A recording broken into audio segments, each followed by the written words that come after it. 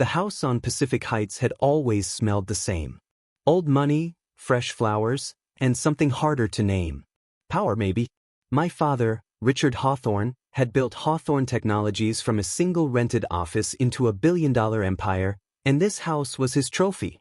Every hallway, every painting, every polished floor tile said the same thing.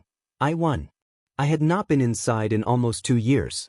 Standing in the entrance that Tuesday morning, I counted the faces around me. Daniel, my half-brother, stood near the fireplace with his arms crossed, dressed in a suit that cost more than my monthly rent. Linda, his mother and my father's second wife, sat perfectly straight on the velvet settee, her hands folded like she was posing for a portrait. She had always been good at that, looking calm while doing damage underneath. My father sat at the head of the long oak table, older than I remembered. His hair had gone fully white. He did not meet my eyes. Mr. Carlyle, the family attorney, arranged his papers at the far end. He was a thin man with wire-rimmed glasses and the kind of careful voice that made everything he said sound final. I took my seat. The room felt like the inside of a held breath. Something was already very wrong. Mr. Carlyle began reading. The language was what you would expect. Property holdings, investment portfolios, charitable endowments. The Savannah Vacation House. The art collection. The Hawthorne Technologies shares, divided and distributed with the cold precision that only lawyers and unhappy families could produce together. Daniel received 40% of the company shares. Linda received the Pacific Heights estate and a generous income trust. Various smaller amounts went to longtime employees and the charitable foundations my mother had started before she passed. Then Mr. Carlyle reached my name. He paused.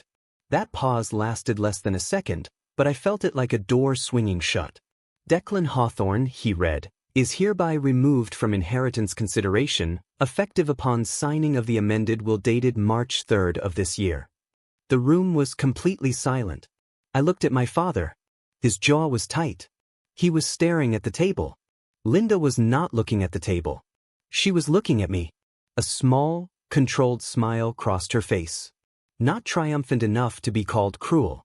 Just settled, like someone watching a chess piece fall exactly where they had always planned. Daniel glanced at his mother, then at me. He did not look happy. He looked like a man standing inside something larger than he had understood. Mr. Carlyle cleared his throat. Every head turned toward Mr. Carlyle. Even Linda's careful composure shifted, barely, but I caught it. A tightening around the eyes. A small, involuntary stillness, like an animal hearing an unexpected sound. Mr. Carlyle reached into his briefcase and produced a sealed cream-colored envelope. The wax seal was dark red, pressed with my mother's signet ring. The ring she had worn every single day until the day she died. This envelope was placed in secured legal holding by Eleanor Hawthorne in 2011, Mr. Carlyle said. She specified it be opened only at the time of a formal will reading involving Hawthorne Technologies assets. That condition has now been met. My father's face cracked open. The rigid control he had worn all morning gave way to something raw. He leaned forward slightly, like a man hearing a name he thought he would never encounter again. Eleanor. He said it quietly, almost to himself. Richard, did you know about this? Linda asked. Her voice was smooth, but it had an edge now. He shook his head. He was staring at the wax seal. Mr. Carlyle broke it carefully, unfolded the documents, and began reading. Within 3 sentences, the air in the room changed completely. I need you to understand what 2011 meant for our family. That was the year Hawthorne Technologies nearly collapsed. My father had over-leveraged the company during an aggressive expansion push. When 2 major contracts fell through simultaneously, the debt became impossible. The banks were 12 days from foreclosing on the company's primary assets. Everything he had built for 20 years was about to disappear. I was 26. I had finished my finance degree 2 years earlier and was working as a junior analyst downtown. My father called me on a Thursday night.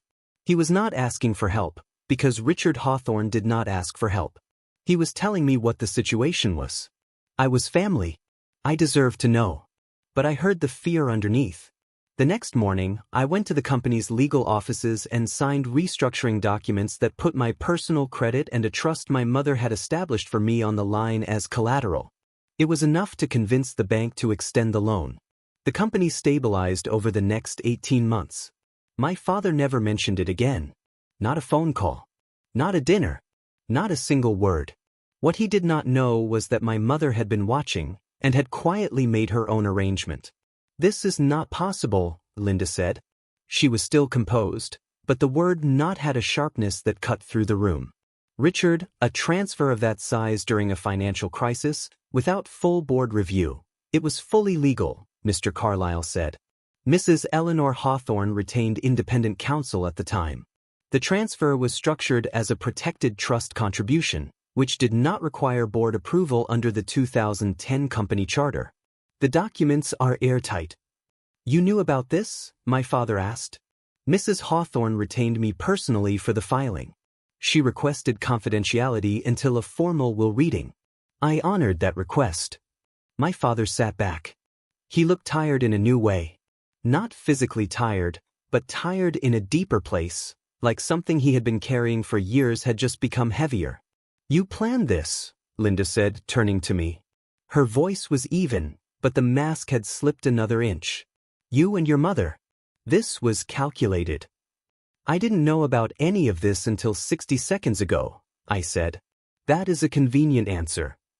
"It is the only answer I have." Daniel had not spoken. He was staring at the table with the expression of a man doing very fast math and disliking every result. An audit clause meant an independent review of all Hawthorne Technologies' financial activity from the past 5 years would begin automatically. My mother had written it in herself. No party in the room had authority to pause it without voiding the entire trust, which would trigger a separate set of legal consequences. Linda asked 3 rapid questions about who controlled the audit process and whether it could be delayed. Mr. Carlyle answered each one identically. The audit was independent. The timeline was fixed. No one here could stop it. I watched her work through her options in real time. Each question was calm and reasonable on the surface. Underneath, she was looking for exits. Daniel defended her automatically. "I'm sure the audit will confirm everything is in order," he said, eyes on his mother. I said nothing. I had learned years ago that the quietest person in a room often holds the most information. The meeting ended shortly after. Linda left first, unhurried, the way someone leaves when they do not want to appear to be leaving in a hurry. My father stayed seated after everyone else had gone. He looked at me across the oak table. "I didn't know," he said. The audit began the following Monday. An independent firm came in with access to 5 years of records, transactions, approvals, wire transfers, vendor relationships. The kind of deep review that healthy companies welcome and others dread. 3 days in, the lead auditor called me privately. They had found something. A pattern of transfers had been flowing from a Hawthorne Technologies operational account to an external firm called Clearwater Advisory. The transfers were consistent, recurring, never individually large enough to trigger automatic flags, but significant in total. 31 months of payments. Over $2 million. I asked what services Clearwater Advisory had provided to the company. The auditor told me they could find no record of any deliverable, report, project, or communication. No contracts filed. No emails through company servers. No invoices beyond an initial engagement letter, signed using a junior finance officer's credentials. The junior finance officer had left the company 18 months ago. When contacted, she said she had no knowledge of Clearwater Advisory and had never signed anything authorizing those payments. I sat with that for a full hour before speaking to anyone. Then I called Mr. Carlyle. "Find out who owns Clearwater Advisory," I said. He called back in under 2 hours. "Registered in Nevada. Sole agent, Patrick Okafor. Linda's younger brother." I did not go to my father immediately. I spent another day turning the information over, making sure I understood what I was looking at before saying a word. The transfers to Clearwater spanned 31 months. Most had been approved digitally through the company's internal system. But when auditors cross-referenced the approval timestamps against access logs, something strange appeared. 14 of the largest approvals, accounting for more than 60% of the total, had been executed during a 6-week window 2 years earlier. That was the exact 6 weeks my father had been hospitalized following a heart procedure. During that period, Linda had held temporary signatory authority for non-operational decisions. My father had put that arrangement in place years earlier as a precaution, and he had never reviewed what had been approved during his recovery. Daniel had co-signed 2 of the approvals. I looked at that detail for a long time. 2 signatures with his name, executed on a Tuesday and a Thursday, both during a period when the company ran quietly while my father healed. I did not know whether Daniel had understood what he was signing. That was the question I kept returning to. He was not a careless man, but he trusted his mother in the way that could make a careful man careless. Watching my father absorb that information was one of the hardest things I have ever done. He did not shout. He did not demand explanations. He sat very still, the way he always sat when something had genuinely shaken him, and he read through the auditor's summary page twice before he looked up. "The signatures during my hospitalization," he said. "Yes." Linda held signatory authority. "Yes." He was quiet for a long time. The grandfather clock in the hallway ticked steadily. Outside, the city noise rose and fell. "And Daniel's name is on 2 of them," he said. "It is." "Do you think he knew?" I had been asking myself the same question. "I don't know," I said. "I genuinely don't know." My father walked to the window and stood with his back to me for several minutes, looking out over the city he had spent his whole life building his name into. "Your mother's trust includes a shareholder protection clause," he said finally. It was not really a question. "It does. An emergency board session can be called." "Yes." He turned around. He looked older than when I had arrived, but his eyes were clearer than they had been in years. "Then we need to call one," he said. Mr. Carlyle brought the addendum that evening. 3 pages, handwritten on plain white stationery in my mother's careful, looping script. Dated 11 days before she died. She wrote about noticing irregularities in Clearwater Advisory's engagement letter years before the major transfers began. A copy had crossed her desk by accident. She asked questions. She received reassurances. She did not push further, but she did not forget either. "If what I suspect proves true," she wrote, "the audit clause will find it." Then one line that silenced the room when Mr. Carlyle read it aloud. "If he chooses pride over fairness, protect Declan." My father made a quiet sound I had never heard from him before. Not words. Just a sound, low and involuntary. I stared at my hands. My mother had written those words while she was dying. She had looked at the shape of what was coming, not with certainty, but with the quiet instinct of a woman who had spent 30 years watching her husband's blind spots, and she had made sure I would not be left without ground to stand on. The emergency board session was now unavoidable. As a 40% trust holder, I had the right to call one. The audit findings provided the grounds. The addendum sealed it. I want to be honest about the days before the board session. I did not feel like a man who had outmaneuvered everyone. I felt like a son about to walk into a room and potentially end his father's career. Richard Hawthorne was not a warm man. He had never been easy to love. But he had built something real, and the idea of dismantling any part of that, even in the name of justice, sat heavily on me. I also thought about Daniel. We had never been close. A wall had always existed between us, built partly by the distance between half-siblings, partly by Linda's careful maintenance of that distance. She had fed his insecurities for years. Daniel was competitive in the way people become competitive when they have been told they are slightly less than someone else. He was not wicked. I was growing certain of that. I called Adrian, my attorney, and told her I wanted 2 options ready: a full audit presentation and a possible settlement path for Daniel, separate from anything regarding Linda. She asked why I wanted to protect him. I said I was not certain I did, but I wanted the option. The board session was held in the Hawthorne Technologies main conference room on a Thursday morning. 12 board members sat around the table. My father sat at the head, as always. Linda was not a board member and could not attend. Daniel was present as a minor shareholder. Adrian presented the audit findings methodically. Every transfer, every date, every digital approval. The connection to Clearwater Advisory and its registered owner. The 14 approvals executed during my father's hospitalization. The forensic review of digital signatures, which had found anomalies suggesting the approval process had been bypassed on at least 6 occasions. The room was very still. Daniel's attorney attempted a defense. Transfers had been approved in good faith.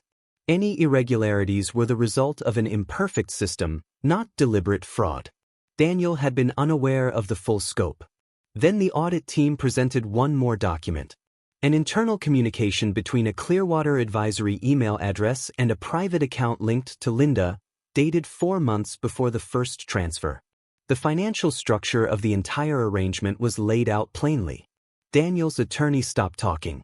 My father looked at that communication for a long time. Then he looked at the board. Then he looked at me.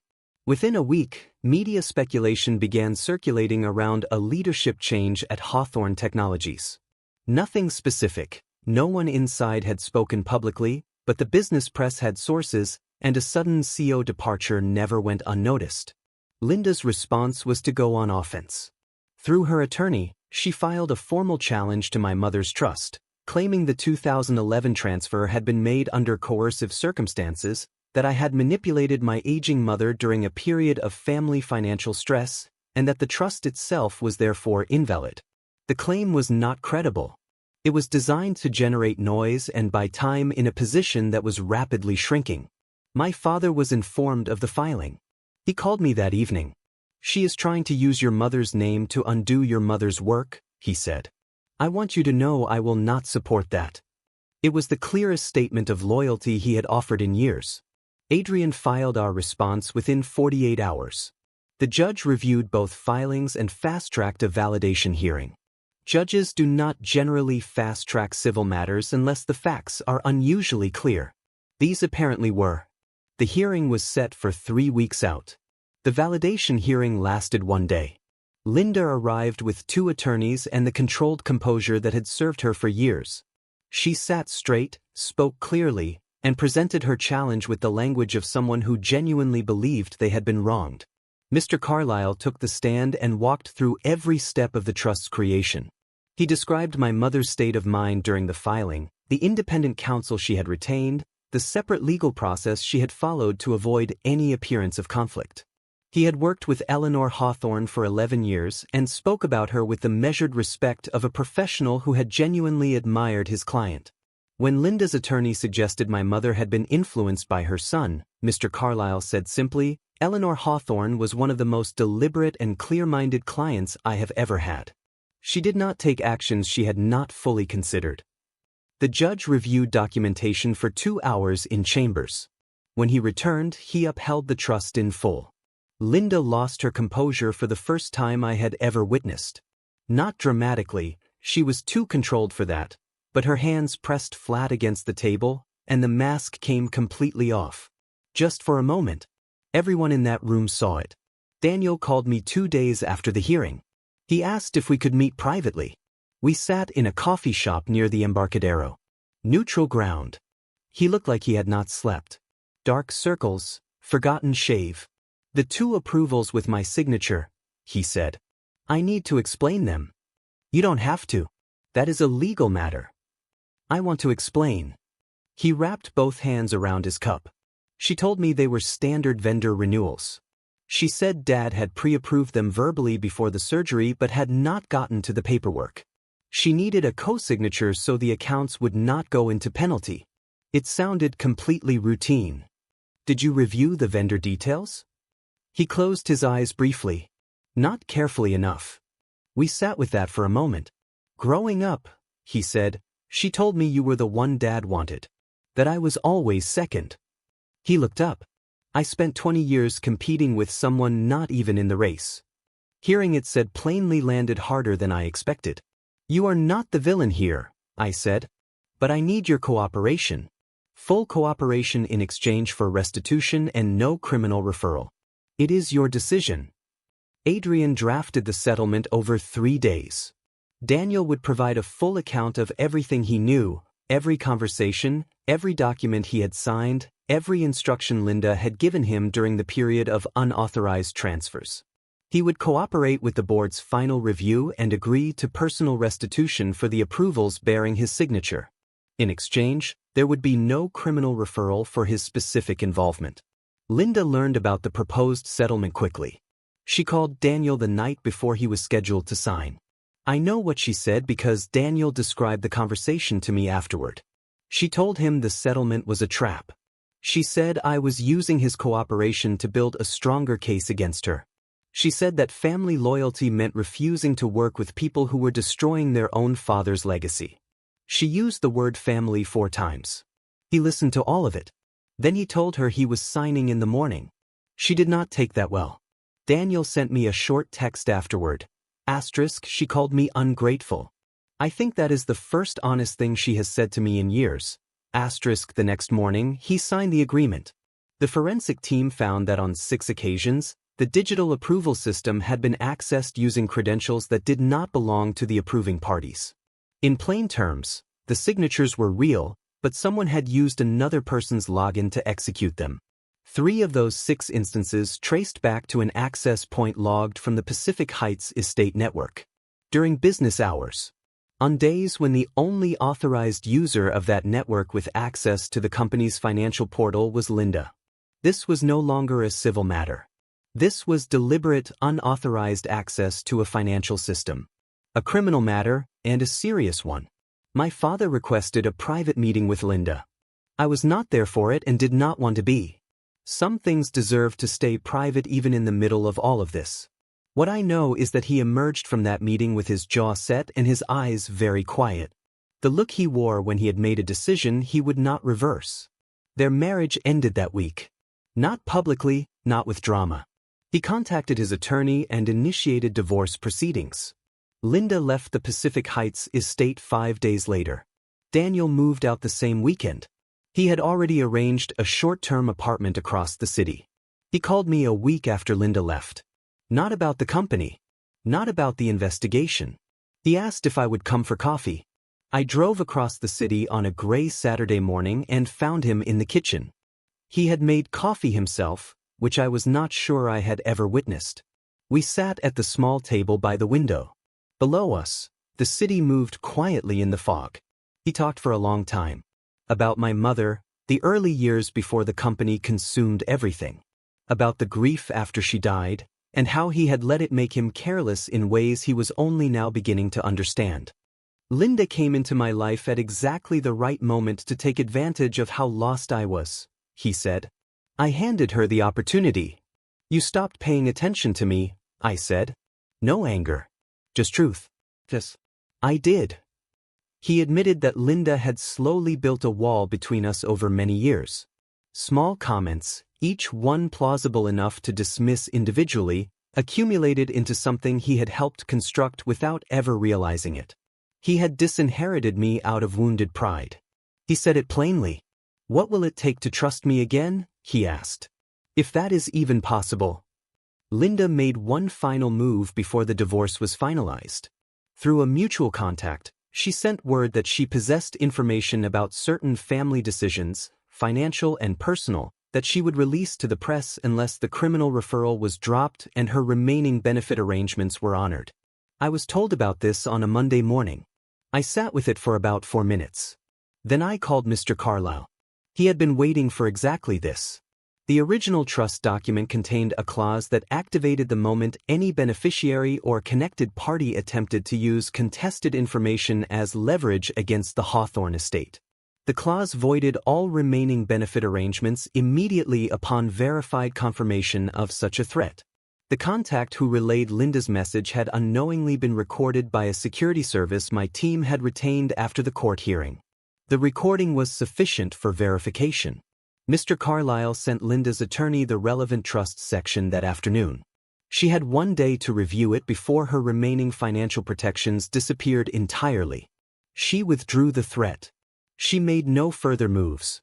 When Adrian told me, she said, "Your mother really did think of everything." I had to step outside for a few minutes after that. Linda left San Francisco within the month. The divorce was finalized quickly. Richard's attorneys were experienced, and the evidence of financial misconduct meant Linda's negotiating position was essentially zero. She received what the prenuptial agreement specified and nothing more. Patrick Okafor faced separate legal proceedings that I will not detail here. They were handled by people better qualified than me. The day Linda officially vacated the Pacific Heights estate, my father called me. "The house is very quiet," he said. "I imagine it is. I have been thinking about selling it." That surprised me. That house had always felt like part of who Richard Hawthorne was. His monument, his proof of arrival. "Where would you go?" "Somewhere smaller," he said. "Somewhere that is actually mine. Not a performance." I thought about that for a long time after we hung up. Daniel, meanwhile, had moved into a modest apartment in the Mission District. He was quiet on social media. A mutual contact mentioned he had started seeing a therapist, which I thought was genuinely brave. He was rebuilding something smaller and more honest than what he had been handed. I found I did not resent him. Resentment would have been easy, and it would have cost me something I could not afford. The company stabilized within 3 months of the board session. New leadership was put in place carefully. An interim CEO with deep operational experience, appointed by the board with my support. The financial irregularities were addressed, accounts reconciled, vendor relationships audited and renegotiated properly. No public scandal broke. The board had managed the situation transparently with investors, and the investor community responded with the kind of steady confidence that only appears when a company shows it can handle adversity honestly. Hawthorne Technologies did not collapse. It went through something very difficult and came out the other side with better systems, better governance, and a board that had been sharply reminded what happens when oversight grows comfortable. I moved into the role of strategic advisor. Not the title I had imagined, but it fit. I was not trying to take over my father's company. I was trying to make sure what my mother had protected was worth protecting. The audit firm delivered their final report in October. It ran to 97 pages. I read every one. There was a quiet satisfaction in that. Not victory exactly, but something cleaner. The feeling of a thing being made right. My father attended every board meeting as a shareholder. He invited me to dinner in November. Not at Pacific Heights, which he had already begun listing. He had rented a smaller place in No Valley, a neighborhood I had never associated with Richard Hawthorne. Quieter. More human scale. He cooked, which surprised me again. Simple food, roasted chicken, bread, a decent bottle of wine. We sat at a table that could only seat 4 people. After dinner, he went quiet for a while. Then he said, "I want to tell you why I disinherited you." "You don't have to." "I want to." He set down his glass. "It was not entirely because I believed what Linda told me about you. It was because I was afraid of you. I waited. You remind me of your mother," he said. "Her clarity. Her patience. The way she always seemed 3 steps ahead without making anyone feel outpaced." He looked at me. "I was afraid that if I gave you what you deserved, it would prove everything I built could have been built better by someone else." "That is the most honest thing you have said to me in 20 years, I told him. "I know. You disinherited me to protect your ego." "Yes." We sat with that truth. Outside, the street was quiet. "Because I wanted a father," I said. "Not a victory." He was very still. "I spent most of my adult life trying to earn something from you that you were never going to give me as long as you were afraid of me," I continued. "Approval. Acknowledgement. Some sign that you actually saw who I was and were glad about it. I stopped needing it eventually, but I never stopped wanting it. That is different." My father's eyes were bright in a way I had not seen since my mother was alive. "What you built is real," I said. "The people who work at that company, their livelihoods are real. Burning it down to make a point would have punished all of them just to get back at you. That is not justice. That is anger wearing justice's clothes." He looked at the table. When he looked up, something different was in his face. Not the controlled expression of a powerful man. Something underneath all of that. "I am proud of you," he said. "I should have said it 30 times in the past 30 years. I am sorry I did not. I am saying it now." I believed him. For the first time in a very long time, without reservation. The signing happened on a Thursday afternoon in Mr. Carlyle's office. A smaller room than the Pacific Heights living room where all of this had started. No velvet settees, no long oak table.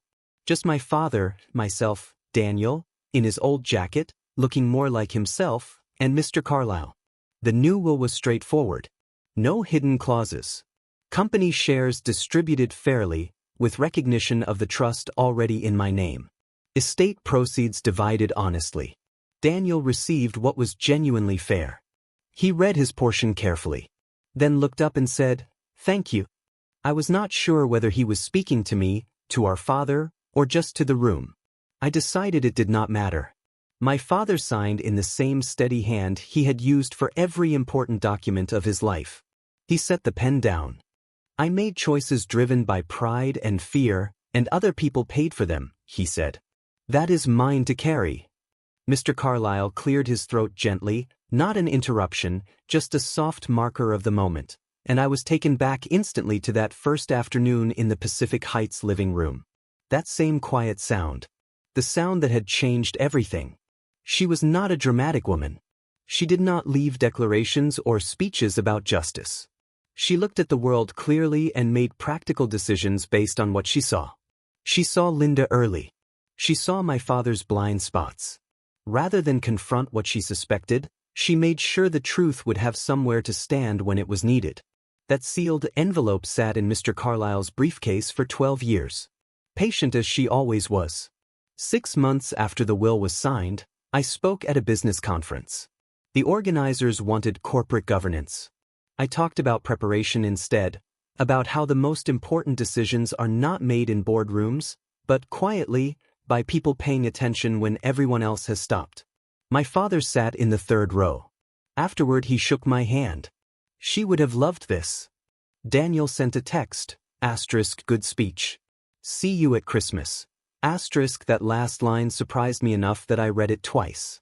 I thought about that pause before Mr. Carlyle said actually, one word. A clearing of the throat. A wax seal on a cream envelope. My father tried to write an ending that removed me from the story. My mother had already written a different one, and the truth, given enough time, always finds a way to be read.